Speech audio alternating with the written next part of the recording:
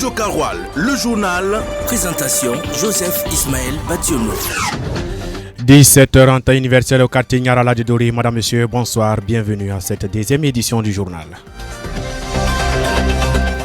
Les ministres des Affaires étrangères de l'AES se rencontrent ce dimanche 26 janvier 2025 à Ouagadougou. Objectif discuter sur les questions de la sortie de l'AES de la CEDEAO. Et puis en sport, nous évoquerons les derniers matchs en retard du Faso Foot Ligue 1. Et puis notre invité de la rédaction, comme tous les vendredis, est Salifou Porgo, directeur régional des enseignements postprimaires et secondaires du Sahel. Avec lui, il sera question de la construction de la clôture de la dite direction déjà entamée au quartier Nyarala de Dori et qui a fait couler et qui continue toujours de faire couler beaucoup d'encre et de salive.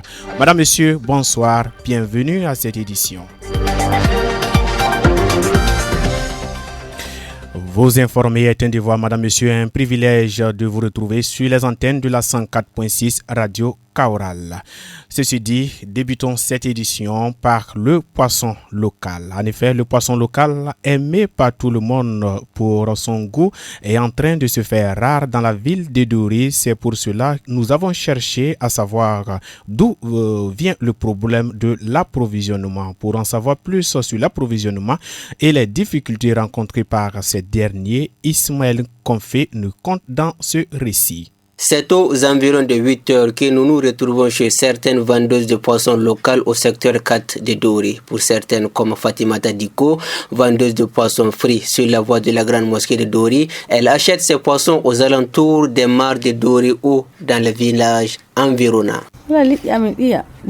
En tout cas, souvent, c'est dans la mare de Dori là qu'on s'approvisionne. Maintenant, il y a des fois aussi que des pêcheurs nous amènent du poisson des villages environnants. Donc, en ce moment, le prix serait un peu élevé.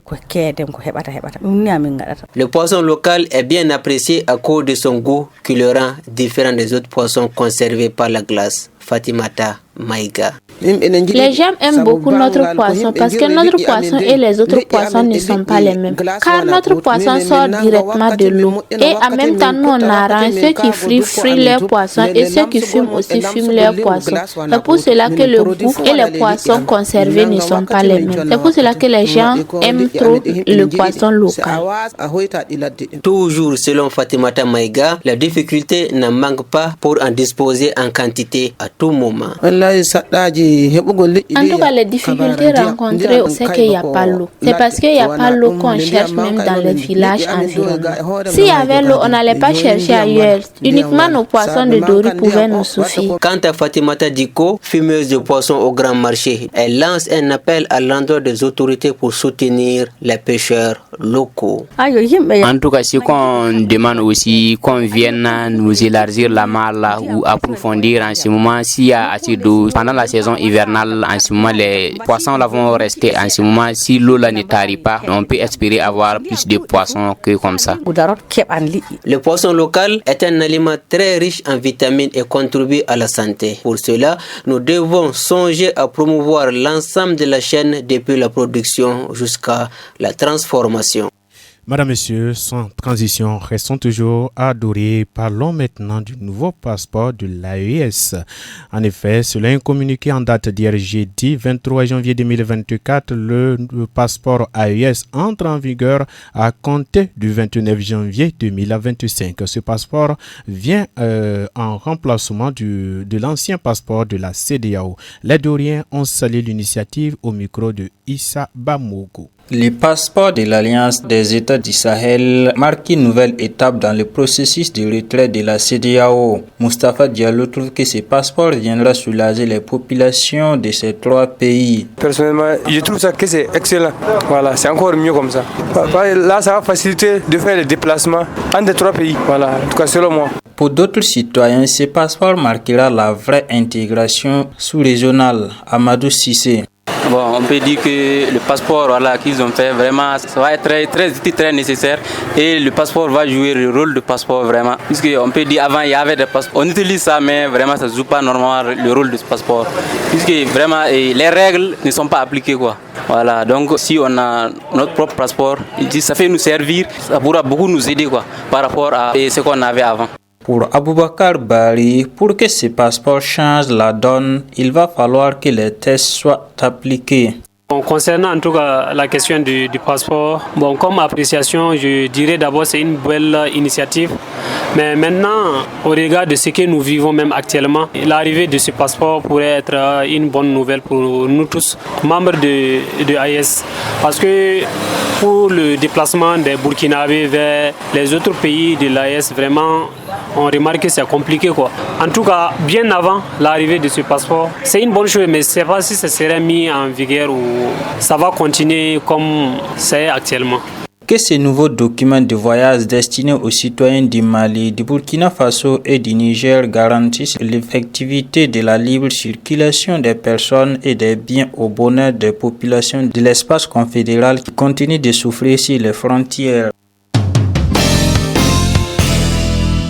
Madame, Monsieur, mettons le cap à présent sur Ouagadougou. En effet, la Confédération des États du Sahel, en abrégé AES, regroupant le Burkina Faso, le Mali, le Niger, a franchi une nouvelle étape dans son processus d'autonomisation politique et institutionnelle. Une réunion importante des ministres des Affaires étrangères de ces trois pays se tiendra ce dimanche 26 janvier prochain à Ouagadougou, Issa Bamoko.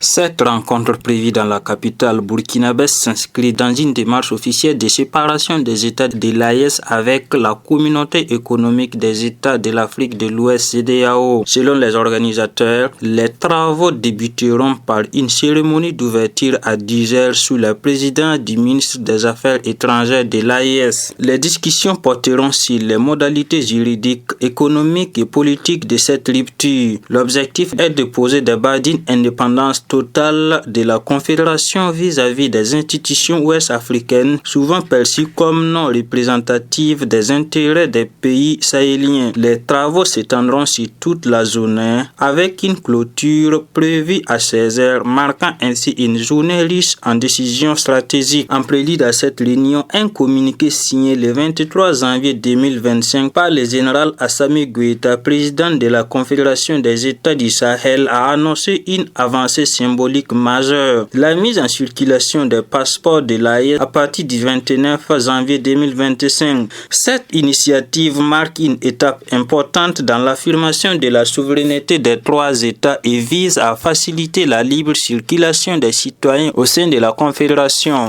Foot, basket, handball, judo, cyclisme, le sport. La page des sports à présent, comme je l'annonçais en titre, les derniers matchs en retard de la phase allée du championnat national de première division de Burkina Faso ont été joués hier jeudi 23 janvier. Sur les 3 matchs livrés, 3 buts ont été marqués. Le nul de l'AS Sonabel lui fait perdre la tête du championnat. Résultat et classement global à l'issue de tous les matchs de la phase allée avec Alexis Pali. L'AS Sonabel tombe à Koudougou contre l'avant-dernier à sec, une défaite 1-0 qui n'est pas sans conséquence pour les électriciens qui n'arrivent pas à creuser entre eux et les académiciens de Raïmo. Dans le duel ouagalais, AS Douane contre Majestic SC, les choses se compliquent davantage pour les Gabelouzes qui perdent leur lettre de noblesse. Les douaniers ne font que 1-1 lors de ce match en retard et manquent de gagner des places au classement. Majestic SC, habitué de la 5e à la 10e place, ne déroge pas à sa règle. Le nul 1-1 le maintient à la 9e position. L'étoile filante de Ouagadougou, en déplacement à Bafora, n'y arrive pas avec le dernier de l'élite burkinabé. Usco la tient en échec en maintenant le score nul et vierge à l'issue du temps réglementaire. Le calendrier est désormais mis à jour. Tous les clubs ont joué leurs 15 matchs. Au classement, Raïmo FC reste leader du Faso Foot, Ligue 1 avec 29 points plus 8, devançant d'1 point l'AS Sonabel, 28 points plus 12. La SFB tient le bon bout cette année et termine 3e avec 25 points plus 7. Las Fayenega et Lefo, les douaniers sont respectivement 13e et 14e. Salitas continue sa descente aux enfers, plus rien ne va. Les Colombes de Ouaga 2000 sont 11e. Koudougou et Banfoura sont les petits poussés de ce Faso Foot Ligue 1. ASEC finit 15e avec 12 points, moins 14. et l'USCO promu cette année est dernier avec 11 points, moins 17. La phase retour est prévue pour le 31 janvier 2025. L'invité de la rédaction. Madame, Monsieur, comme je l'annonçais en titre, notre invité de la rédaction de ce vendredi est Salifou Porgo, directeur régional des enseignements postprimaires et secondaires du Sahel, avec lui sur la question de la construction de la clôture de la dite direction déjà entamée au quartier Nyarala et qui fait couler beaucoup d'encre et de salive, entretien réalisé par Cheikh Yannick Soumi. Bienvenue d'ailleurs sur notre plateau. Bonjour. Est-ce qu'on peut déjà savoir ce qui se passe autour de cette clôture? D'accord, merci bien. Merci de me donner cette occasion de me prononcer sur la clôture de la direction régionale. Effectivement, ce qui se passe, c'est qu'il y a des travaux de la réalisation de la clôture qui ont démarré depuis début décembre. Alors, au jour d'aujourd'hui, sur les 4 côtés, il y a 2 qui sont pratiquement finis. Et sur le côté Est, les travaux sont également pratiquement terminés jusqu'à la moitié. Ce qui reste, c'est le côté sud et une partie du côté est, où les travaux n'ont pratiquement pas démarré. Et la cause, c'est qu'il y a des cours d'habitation qui sont sur cette partie où la clôture devrait passer. Qu'est-ce qui pose le problème réellement? Bon, le problème, c'est qu'il y a des familles qui sont installées sur le domaine depuis très longtemps. Et le domaine a été acquis depuis 2001. Je vais vous montrer le papier, l'arrêté d'attribution. Et depuis que l'ADR est installé, tous les directeurs qui se sont succédés ont fait de la réalisation de la clôture un de leurs objectifs. Ils ont fait des plaidoyers auprès des partenaires. Jusqu'à 2022 où j'ai été installé, j'ai poursuivi ces plaidoyers auprès du ministère et auprès des partenaires. On n'avait pas eu la chance d'avoir la clôture, mais en 2024, avec le conseil régional, la délégation spéciale, nous avons eu un écho favorable et les travaux ont commencé en début de décembre. Si vous devez estimer la superficie de la direction régionale des enseignements secondaires et postprimaires, comment vous pouvez évaluer ça? Bon, voici l'arrêté d'attribution de la parcelle. C'est une parcelle qui fait 42 255 mètres carrés, c'est-à-dire près de 4 hectares et demi. Donc les bornes sont là. Il y a certaines bornes du côté sud qui sont dans les cours, d'autres même ont pratiquement disparu. Mais juste avant le début des travaux, avec l'accompagnement du ministère de l'urbanisme, ils sont venus avec les coordonnées qu'ils ont à leur disposition, nous aider à replacer ces bornes. Avant la construction de ce mur, est-ce qu'il y a eu des préalables? Oui, des préalables, il y en a eu. Il y en a eu, même quand il n'y avait pas d'espoir d'avoir une clôture. Lorsque nous voyons des réalisations, des projets de réalisation, nous avons toujours interpellé. On a interpellé des gens pour dire de ne pas réaliser parce que c'est sur un domaine de l'État.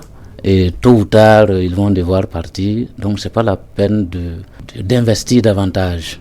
Et en juin 2024, nous avons fait une délégation de plus de 10 personnes pour aller voir les leaders du quartier.